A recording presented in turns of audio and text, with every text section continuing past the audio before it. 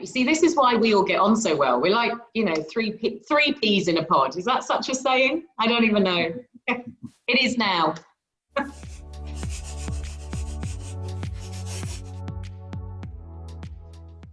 So thank you, Kate. Thank you, Louis, for joining me today. I'm so excited to be able to do a virtual Maria Meets with you both. First of all, how are you? How's self-isolation? Yeah, not too bad. We have seen better, definitely. But yes, it's all about trying to stay positive and be supportive with people who are suffering or people who are working really hard for our health, because it's it's not about entertainment and sport, and all these are secondary right now. So we just have to stay at home. Exactly that. So you're in France at the moment, Louis, and Kate, you're in the UK? In London, yeah. Perfect. And I'm in Dubai. So look, we've managed to talk about a global video call. But as I say, thank you for joining us. I was really, really keen to do one of my Maria Meets with you both, because we've been working together now for a little while in conjunction on your AxisStars portal. And I really wanted to share a little bit more with my followers and the people that are watching this in terms of how we've been working together and all the exciting stuff that you guys have implemented over the last sort of 12 months or so. So do you want to start by telling everyone a little bit about what AxisStars is and the vision behind the app and the portal? I will maybe introduce that project in a way that it was a bit of a personal experience. As a sportsman, I find it really hard to find trusted partners, trusted experts in different fields to help you I would say take the opportunity that you have as an athlete. So yes, the actual philosophy is to try to regroup all those expertise, all those opportunities, all those relevant information in one place, making sure that we have done some due deals about the people that are validated inside, and making sure that it's easy access for those stars. It could be from sport, but as well entertainment, but in a way that they all feel very vulnerable, and having like really trusted people around able in their app to actually connect. It's a new path that we have created. Well, I suppose, you know, with your amazing career, you know, as a sportsman, you were used to dealing with the challenges of looking for trusted partners, but transforming it into an app for people to use, I think, is a really clever way of sort of bridging that personalized, tailored service and advice that so many sports people and people in the entertainment industry need, but also bringing it into a digital forum. And I suppose that's where Kate comes in. The person I like to say is the digital guru behind this. But Kate, you've worked for some amazing brands as well, haven't you? So what did you want to achieve when you started this with Louis, and from a digital perspective as well? Digital has democratized so many different things and meant that people can access things that they couldn't otherwise do. You know, we've all become capable of being influencers and stuff in terms of the way that everyone can use their social media. And so I think someone that we spoke to once about AxisStars was saying that your phone is effectively like a transparency passport now. You know, you've got everything in the palm of your hand. I started my career in mobile, so I was at Vodafone and then at Orange. So in the days when WAP existed, before even proper internet on phones and stuff. So to be able to have that on a device that every star has got, that's personal to them, to be able to get the information that they need without it getting kind of lost in translation or, you know, through Chinese whispers of various intermediaries and everything, then that was a real inspirational opportunity, I guess, to me. I mean, I read an interview with Louis in The Guardian was how I got in touch with him. So just sort of saw his vision for AxisStars and thought it was something that I could help with and wanted to get involved with. Yeah, I mean, I can remember when I first connected with you both about the opportunity. And I think what I loved initially was that, you know, two sort of values that we hold dear to our brand and me personally. But, you know, from a Knight Frank perspective, trust and integrity are huge for us when we're dealing with our clients. And when we first spoke, I was blown away by, you know, the vision that you had to provide a service or a platform for, you know, as you say, people, whether it's from the sporting world or entertainment industry, to have access to a series of services that you guys have personally vetted almost, you know, and that trust and integrity as part of the app is core to its values as well. I think it would be fair to say. You say, Maria, it's very important to both of us as founders. That's why we got along really well in terms of that win-win partnership to create that environment for both parties, partners and stars. They need to trust each other. So this is like how to actually get that added value aspect on both sides, and making sure that it's based on transparency, being like efficient, direct, less, I would say, doubts and more confidence to actually operate and be more effective in whatever project that you have in your life or in your business. So this is really important, because this is something that I felt like really vulnerable and didn't feel like, even if you have some kind of like time and knowledge and altogether you think that you can enter into an industry or somewhere you really like, it's really hard. They don't give you the access, they don't give you the actual true information. It's like asking a lawyer all these templates. They're never going to do that. They will, you know, like bit by bit show that they are the ones to work with you. And in some way, like autonomously, you have like nothing available. And so that's why, to actually making sure that you have this information available for you based on our experience, Kate and I, and expert that we are working with. This is the actual environment that we have created with AxisStars. What kind of people are using the portal at the moment? Is it a mix of, you know, from a client perspective, an end user perspective, is it a mix of people from the sporting world and other industries? And also, I suppose, what kind of partners do you have on it? I mean, clearly you've got, you know, one of the best real estate advisors on there, but I'm a little bit biased to that one. But yeah, can you tell us a little bit more about who uses the platform and how it can be beneficial to people from different industries?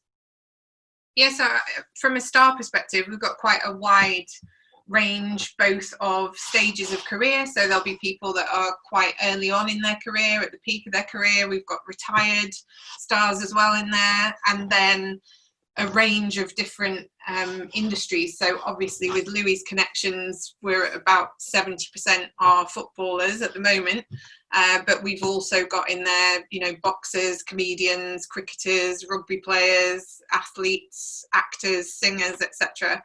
And that's really our aim, to build this community, because all of those types of people have got a lot in common, actually, in terms of the transient nature of their career, the fact that quite often, you know, they're just going from one area to another and not knowing anyone.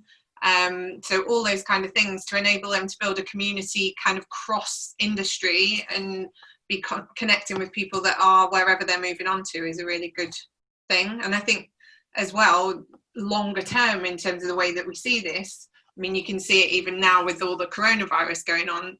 Stars have a real influence and are able to get key messages out, whether it is stay at home or what you should be doing about washing your hands or all those kind of things.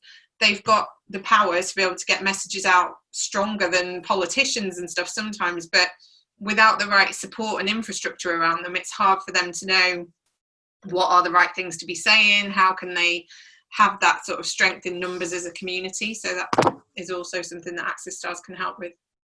I think that's something that personally, you know, working with you both, you know, we're very picky about who we work with as well, you know, and I think I picked up that, you know, not to keep overusing the word trust, but it's so, so important in the world that, you know, we all live in, and the clients that we deal with, you know, especially at the upper end of the scale, to have that trust. And both of you, I must say, you know, I felt clearly had everyone's best interests at heart. When you're going back to that vision, you wanted to ensure that this was something that people not only would use, but it was genuinely of benefit to them and their lives. And yeah, going back to the sports people at the current time, I think I've seen keepy uppy challenges. I've seen press up challenges. I even did press up challenges the other week, which, the world has gone mad for me to be doing that in my front room. So I suppose on a bit of a light-hearted note, obviously it's a bit of a challenging time for us all at the moment with staying at home. So what are you guys doing to stay mentally active and mentally fit? I think that the main thing is for me is to remain very positive. I try to be an example for the people that I'm connected with. So it could be my children or family members and people that trust me in some way. So you have to be inspirational. So it's something that it's really keep my intention. It's really important. And then of course, by doing this focus on trying to give a good example, make you do fitness and challenges and being funny, being an inspiration in a way that you spread the right messages. So basically, it could be nice stuff as a family man. So people need to understand who you are, and all those things are like maybe not available because everybody is living at 1,000 kilometers an hour, and now they have the time. They understand maybe who they can talk to and who they can interact with and have a project with as well. So all those things are here on the table. And at the same time, you have to be focused as well on how to contribute. There is like a lot of things going on. So that's basically what I'm trying to do on a small scale or big. We try to do our best, I think. And you've had a challenge as well that I tried to do and was rubbish at it. So I don't know. What was his challenge? Well, he made it look so simple that it's like hitting a ball on the edge of your tennis racket for 5 times, then doing 5 keepy uppies, then going back to the racket. I knew I wasn't going to be able to do the keepy uppies, but I couldn't even do 2 of the on the edge of the racket things. So yeah. But it was not even a challenge. I just like to do some like stuff in some way. But I find that it's as well a way to connect with other sports and other people from different industries. So I find really funny at first, and I just realized that all the challenges that I saw from other people is a way to connect. Is really a way to actually understand how everyone is keeping up. As I said, it's not super easy, but yeah, it's part of the interaction on social media. I'm not super keen. Sometimes I'm on it, sometimes I'm not. So try to stay authentic in some way. Yeah, I think, look, that's a really important thing for me at the current time, is that connectivity, and how, we're all remote. As we've said, we've got Dubai, we've got France, and we've got the UK on a call today. And it's important to still have that FaceTime with people, whether it's directly or via social media, and keeping it lighthearted and engaging and fun.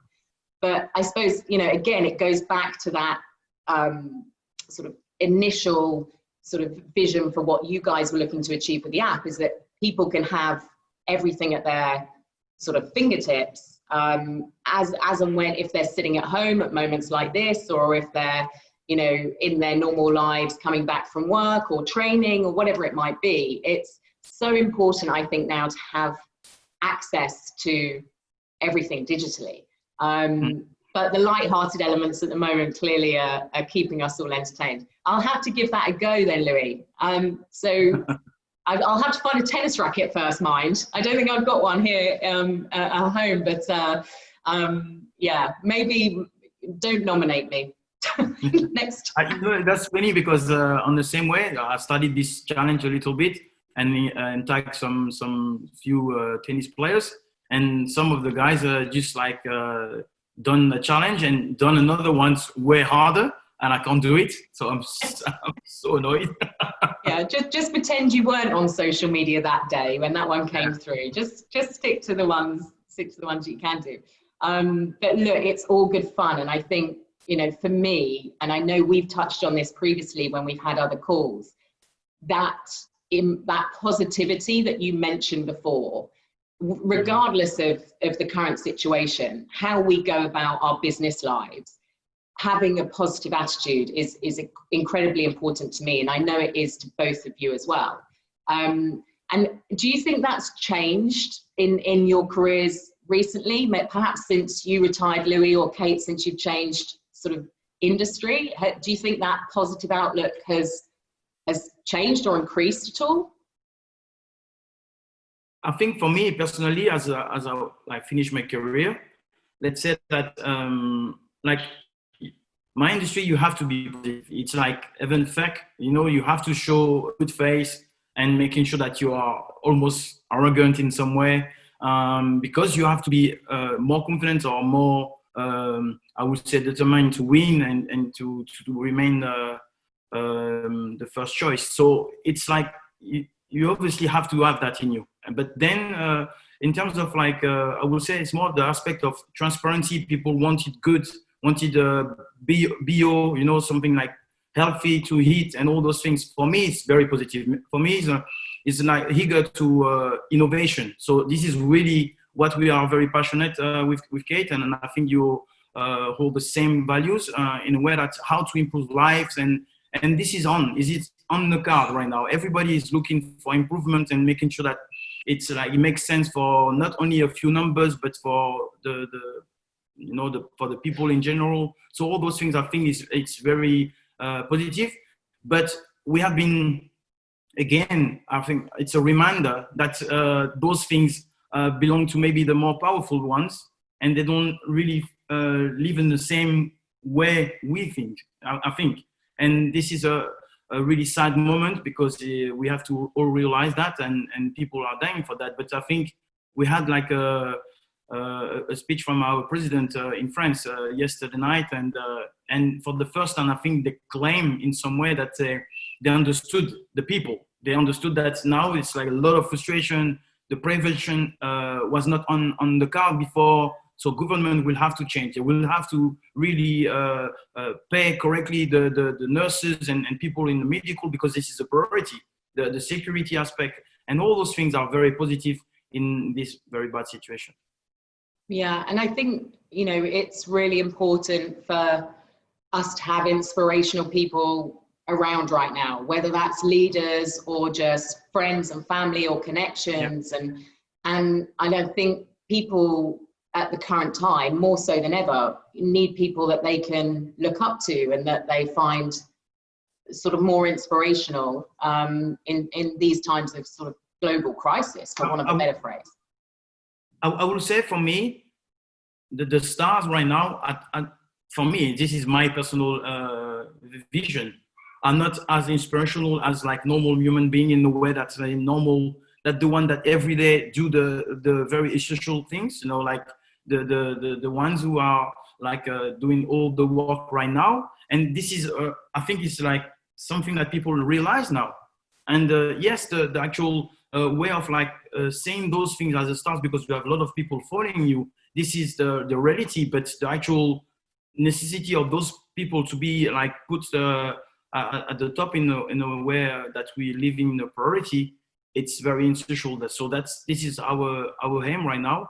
And in some way we need, if we have a voice like influence as stars, to be used correctly. And we are not. We are being shutting down, saying, listen, you just be an athlete. No, we have to actually understand what is going on, be involved, and then by our education, by this process, you can actually help those people. And this is what we haven't been taught to do. And I think if we are coming back on the AxisStars vision, it's basically what we're trying to achieve, and educate those guys, give them personal development, and then they can actually put in place like a lot of things for the real people who are doing like hero stuff, you know. So like, this is really important for us.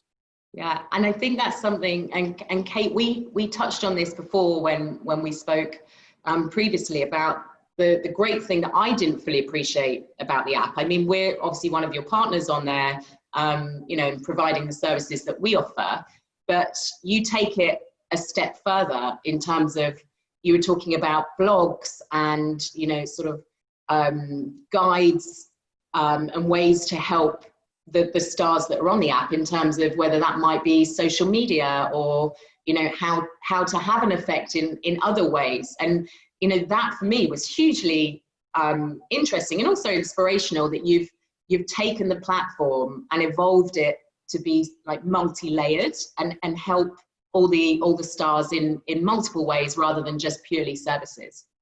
Yeah, and I think that again, it comes back to the kind of win-win element of it, in that we've got all these great partners like yourselves and other suppliers and service providers and stuff. They've obviously got a lot of expertise and knowledge in whatever industry they're in. So yes, they can kind of list their services within the platform, but actually by posting articles about, you know, latest developments in the housing market, or things to think about if you're doing a brand collaboration on social media, etc., is adding more value to the platform, but also giving more exposure to those partners. So again, it's that win-win side of it. But, you know, it's not our intention to kind of just create a marketplace that we drop stars into and then they're still in a position where they don't know how to perhaps take decisions on who to go with or what to do. We want to make sure that this is a platform that really equips them and helps them to inform themselves, but giving them the autonomy to be able to do it at the pace that they want to do it, and, you know, in the way that they want to do it, whether that's official courses and education, or whether it's connecting with someone that was in the same position as them 10 years ago and they can advise them having been there and done it, kind of thing. Does that mean I need to start writing some blogs for you? Yeah, well, I saw an article where Knight Frank were quoted recently actually about the housing market, and I was thinking, right, we'll go to Maria and get some insight on that. Yeah, I'll there's some bits I can share, so I'll get creative as well, and I'll share some blogs with you. But, you know, joking aside, like that is so important for our clients, for your clients. It's how you add value. You know, and we call ourselves at Knight Frank advisors. You know, we're not agents, we're not brokers, we are whatever, you know, global terms are. We're advisors. We want to provide that level of expertise and advice. And I think that's where there was such synergy when we first started talking, because that's exactly what you guys are achieving with the app. So, you know, I like to throw a few curveball questions into these interviews. If you've seen any of my other ones, I mean, we've had all sorts. We've had, you know, people previously, you know, me asking what they've done in their career that people might not be aware of. I had one guy in America say that he was a DJ in New York. My boss, Lord Andrew Hay, mentioned that he was a big Coldplay fan. I mean, all sorts came out. So every interview, I have to throw in a curveball question. So the one for you guys today is, we talk about being inspirational to whether it's clients, whether it's followers, whether it's colleagues, friends, family.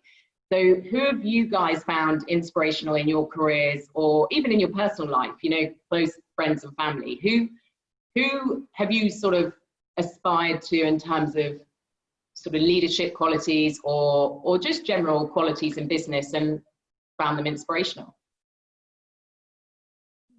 Louis, who's going to go first? Yeah, I go first. Yeah, it's for me. It's kind of an easy one. The first one coming to my mind is always my dad. Even if I love my mother in a different way in terms of inspiration, because she's so kind. But in terms of like my career, it was my dad, because first he was a real competitor. So based on that, it's like there is nothing that you need to address. Like it was like just like a game. No, it's something to improve and get better. So that was really impressive, and always it's been very authentic. So basically, if you know my dad and if you have been interacting with him, you know that he's, you know, never lie, never try to pretend or something like this. Is a tough cookie, as we say. By being a good egg, is always teach me in a way that focus on what he wanted in life, and knowing that he's a good egg. He has no shame in doing what he thinks that is true to himself. So then if people don't like it, say, listen, apologize, but I know that I'm a good guy, and what I do is it's me. And if you want to something different, you will have to find somebody else. And that give me a lot of concrete elements into my career, because I always like try hard and be yes, try to not harm anybody and be authentic. And this is build my happiness. And then of course, in terms of like excellence, it went to a new level where I met Sir Alex Ferguson, because basically, even if I was like very motivated, working hard and do a lot of things in some way, it made me realize that I had that potential, and the potential need to be worked every day on your quality. So you have like a potential doesn't mean that it's just one quality, it's a combination. And try to master that and understand your quality and your weaknesses and still be focused on your quality. That was Sir Alex Ferguson, because he's always like wanted to improve you no matter what on those quality. And for me, it was just like not a shock, but something that nobody could really influence that much, because the way they were saying it, the way on maybe the environment, because you are in Manchester United, every single thing that he said, you buy it, you know, you eat. So it was like, yeah, those two men are an inspiration. Yeah, I think, you know, obviously Sir Alex was hugely successful as well. So, you know, probably inspirational to many people out there, in whether it's in the sporting world or in business. There's so many lessons, I suppose, you can learn from what he did in terms of managing personalities and players. Is the same with staff. It's the same with, you know, people that you liaise with, whether it's other contractors, clients. There's so many of those lessons that one assumes you can also take into the business world as well. Totally, yeah. Totally. It was like, so it's a combination, because it's like, even if he was old, like could be my granddad, he was able to interact with the 16-year-old and able to motivate him in the same way with respect. And on the same time, like put him off in some way, that to challenge him. So he understood like pretty much like the man management in a higher level. And you may sometimes like naturally don't listen to your dad, because, you know, you want to be a rebel, and it's like all part of education, you know. But this is like all that kind of respect, always, as you mentioned, based on the success that he had, the players that he managed before. So all this is very important. But as like I think Kate will answer as well, you find those figures, whatever the industry in some ways, of course, the actual pressure that he was under, and still being authentic is based on what my dad was saying. It's like, he know that he's a good egg, he may make mistakes, but at the end of the day, he work out, because we both want to improve and all that. So I think, yeah, Kate may have like other inspiration. I mean, Kate, for me, in business specifically, and outside of business, in personal life as well, I love people that are passionate, that inspire me or give me confidence, because they have passion for what they do. And have you found that with people that you found inspirational?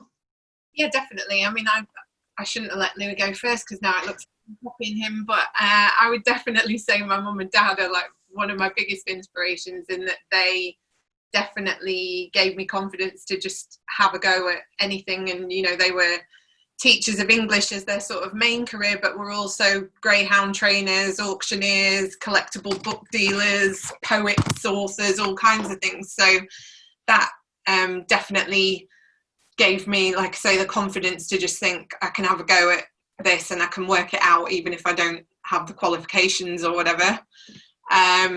I suppose my kind of Alex Ferguson equivalent, which maybe she'd be quite pleased to hear herself in that kind of frame, would be Gail Tate, who was my first boss at L'Oreal. So she was the reason that I left Disney and went to L'Oreal. But she just was brilliant in terms of managing a team and being open to really embrace all the different skills within that team, but then again support them to be able to develop additional skills and that kind of thing. I think it's always good to see leaders that are prepared to admit that they don't know everything and that they can learn from the team around them as well, rather than just kind of dictating everything from top down and not benefiting from all of the quality that they've got around them. So she was a really good boss.